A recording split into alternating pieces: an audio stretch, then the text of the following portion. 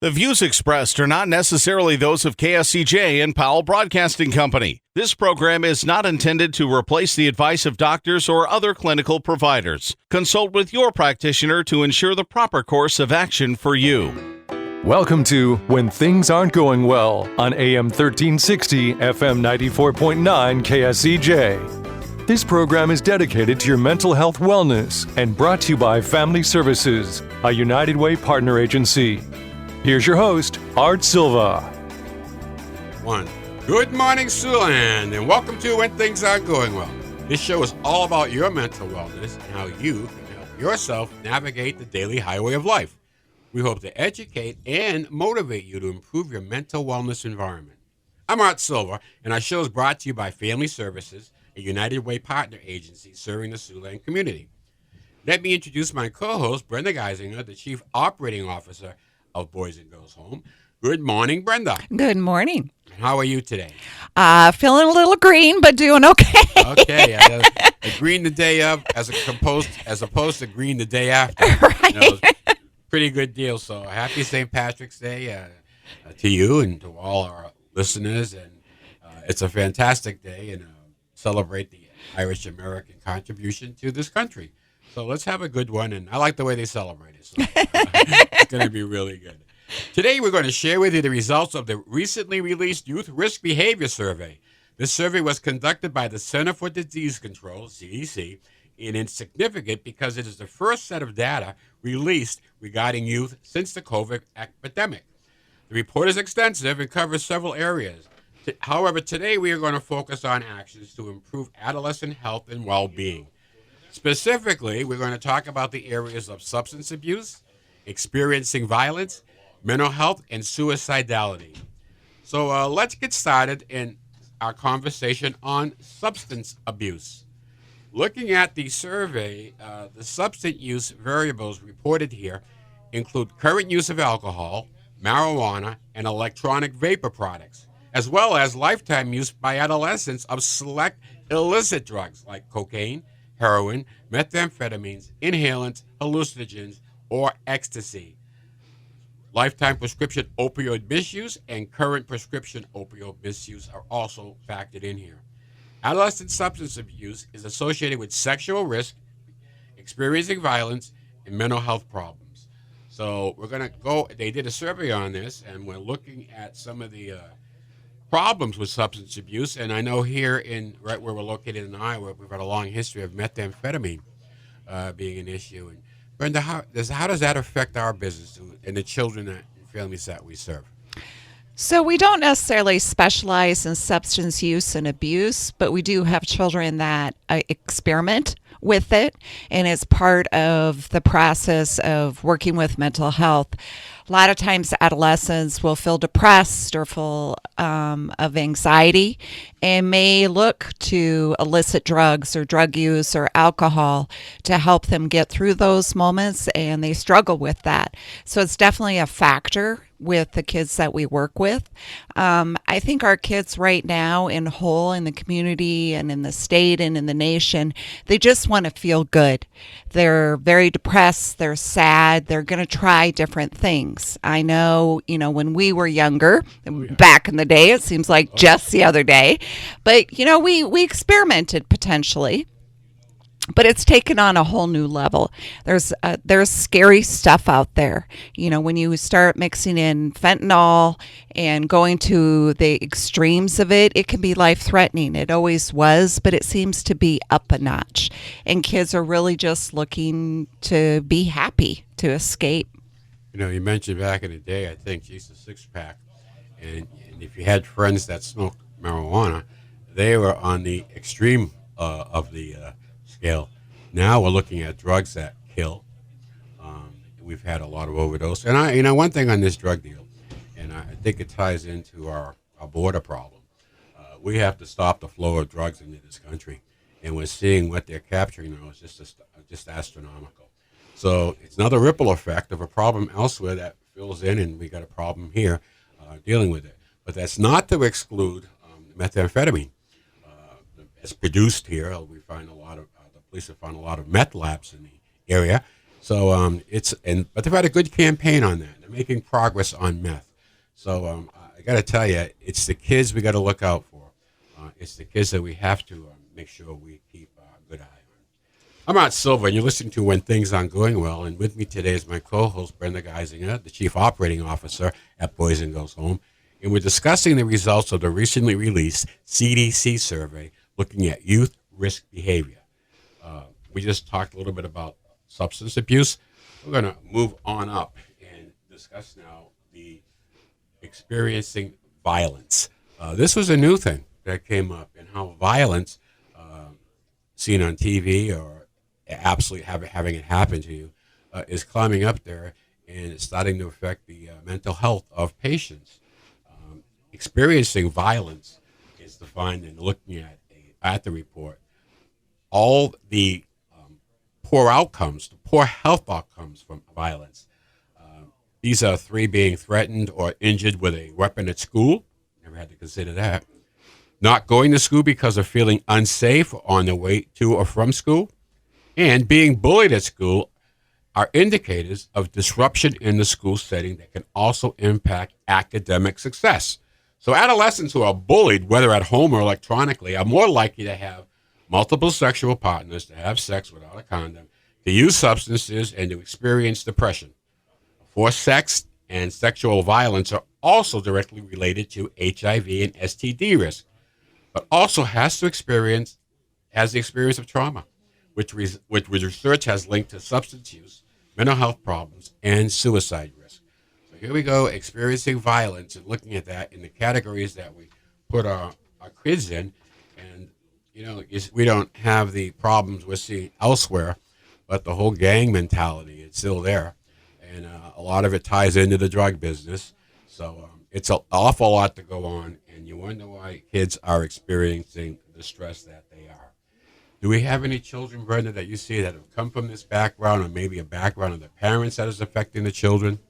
I think every child in the area has anger at one point or another, and sometimes kids don't know how to regulate that, and it just comes out sideways in violent activities or expressing that anger inappropriately. And how to channel that and teach kids it's okay to be angry, but how to regulate your emotions and your behaviors around that. Kids right now, they're bombarded with social media, bullying. Everywhere they go, there is this underlying current of being angry because people just don't know necessarily how to regulate themselves. And so, yes, we have kids that can be very angry, and it comes out sideways, and part of our job is to teach them how to regulate that.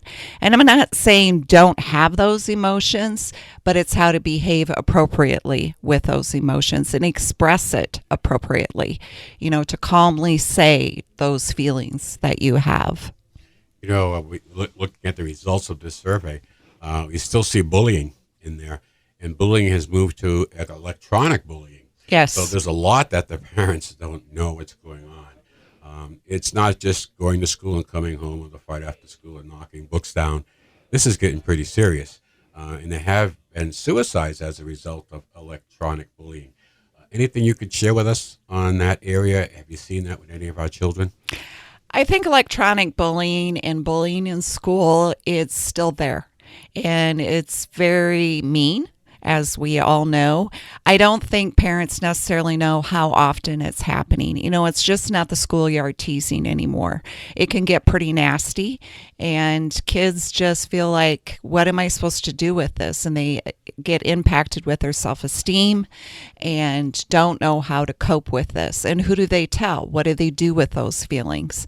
And it can come out sideways. Like you said, they may become suicidal.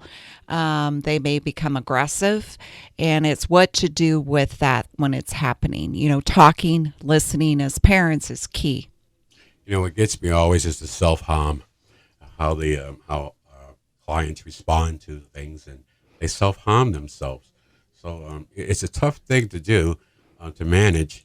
You really look at the child and build up that trust and the skills, but the kids really take it pretty hard. I think that a lot of things happen that parents just aren't aware of. and by the time they are aware of it, it's time to get some help. It's never too late, so we want you to know that Boys and Girls Home and Family Services, you can give us a call, look at our website for our programs. We deal with all of this. And like Brenda says, sometimes it's a codependency when you look at substance abuse, but we have a good facility in town that does that, and that's Rosecrans. So we have the services here. The thing is, we got to get our kids in there and get using these services, because as you can see or hear, it translates right into other standards in their life, their safety, their health at school. So everything has a touch here.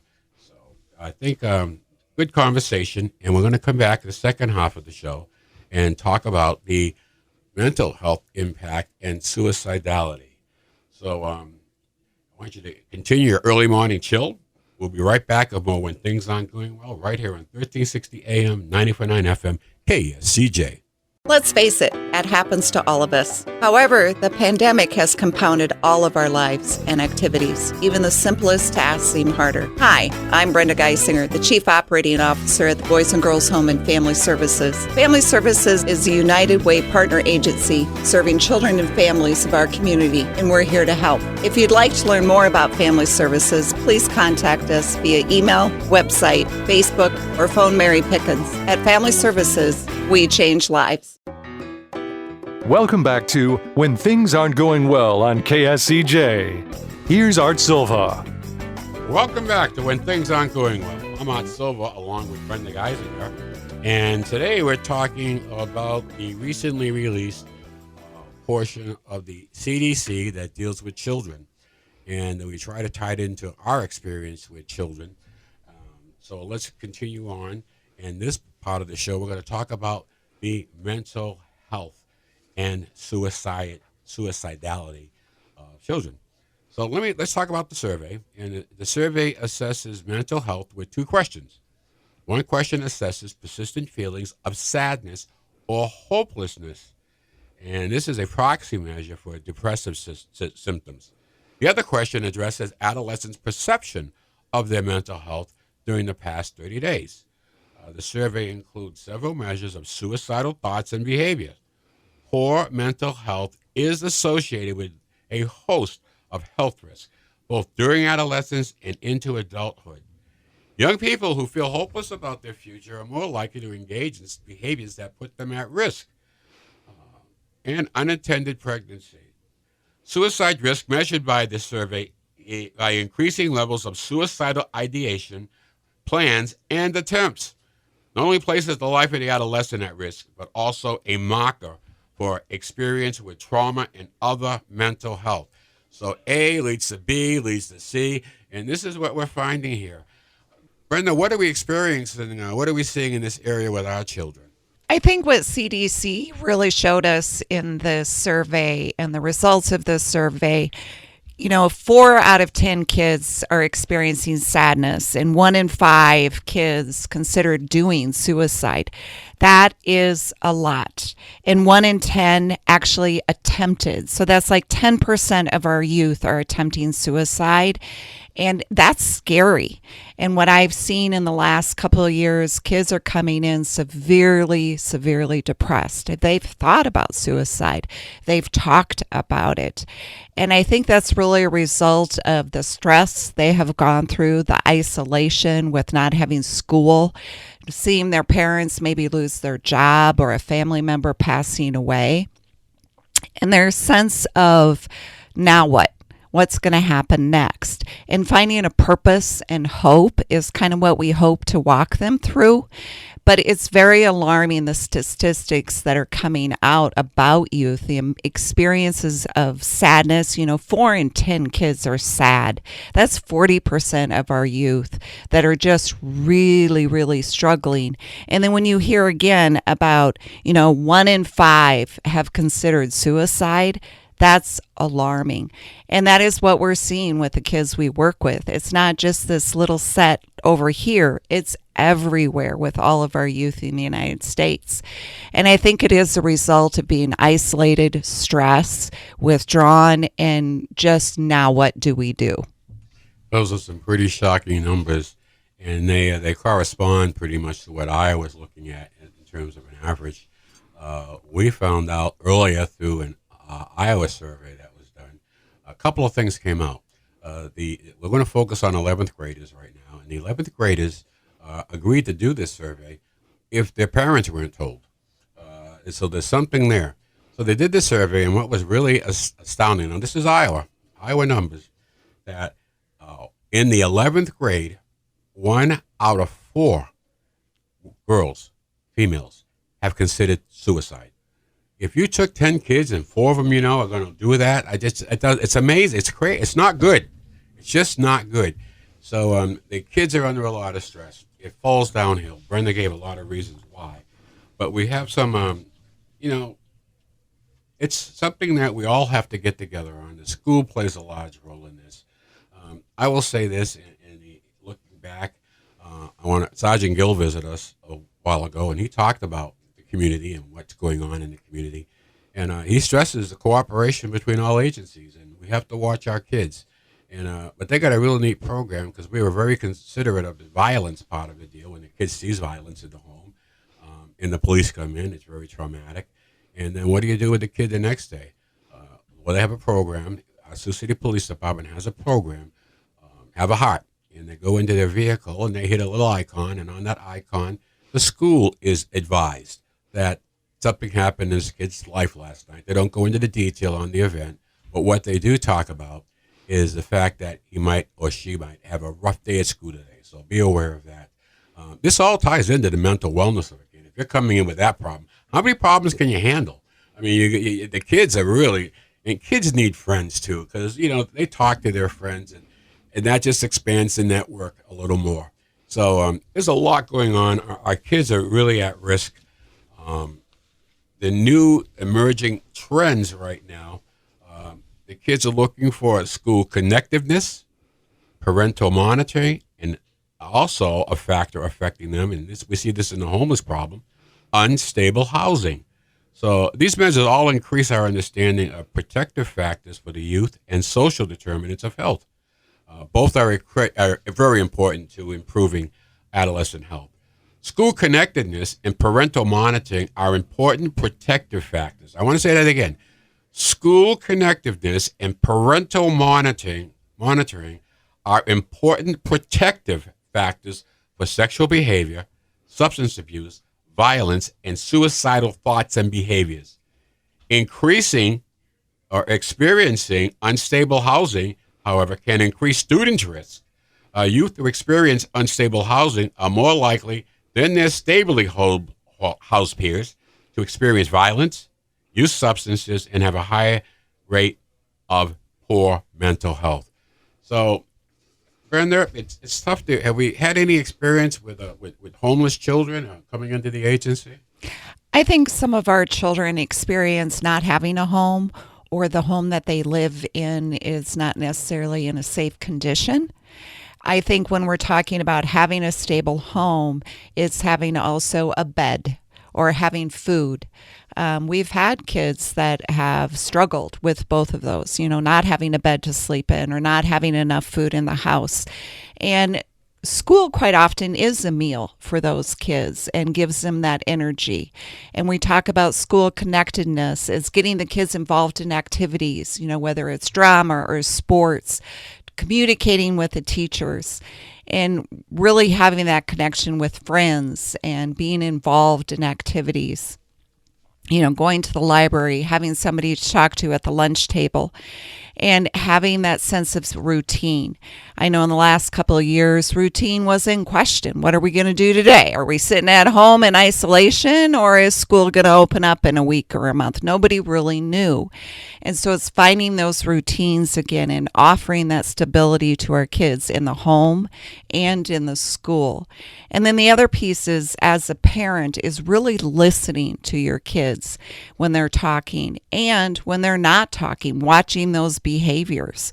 Are they sleeping okay? Are they, dressing differently or being safe? It's listening with your eyes, but also listening with your ears. Our kids don't want to listen to us preach or give advice. They think they know everything. That hasn't changed in all the decades. But really just listening and being empathetic to what they're going through. Well, try to wrap that up. We looked at parental monitoring, defined here as parents or other adults in their family knowing where students are going and who they are with. That's a key protective factor for adolescent health and well-being. Although there were some differences in the measure by sex, race, and ethnicity, sexual identity, and sex of sexual contacts, students overwhelmingly said that their parents mostly or always knew where they were and who they were with. So that's a positive note on getting back, and it gets right back to the parent. So we're going to coming up on the end of our show, we want to wrap up a few of these key things. It was an impressive survey, and there's a lot more information that we could go with you, but we're just trying to highlight some of the needed areas. So just to kind of wrap it up, increase access to needed services by improving school-based services and connecting youth and family to community-based services of care. We have a ton of care in this business. I talk about hotline counseling over in Nebraska, our family services and boys and girls here. There's tons of help out in the community if you need to get help.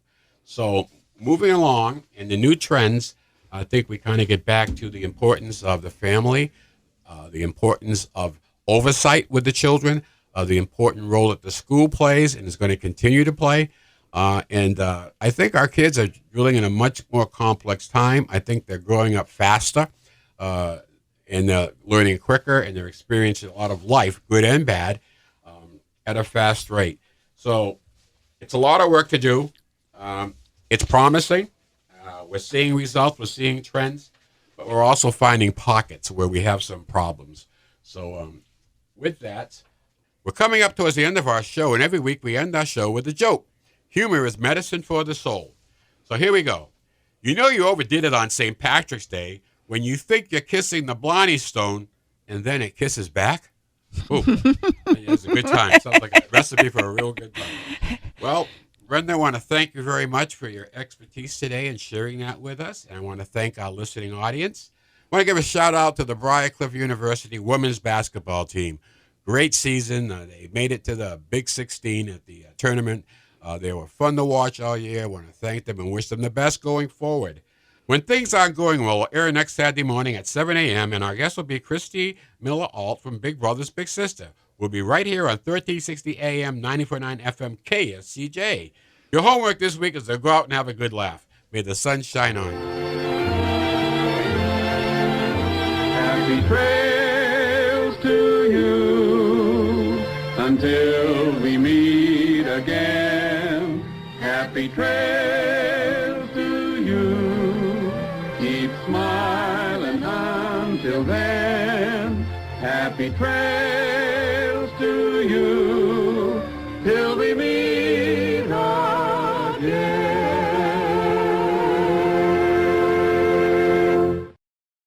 For more information on the services provided by Boys and Girls Home and Family Services, see them online at boysandgirlshomeiowa.org. Or you can call 712-293-4700 to get more information about family services, residential treatment, the Opportunity School, the Siouxland Family Center, and more. At Boys and Girls Home and Family Services, we change lives. We change lives. We change lives.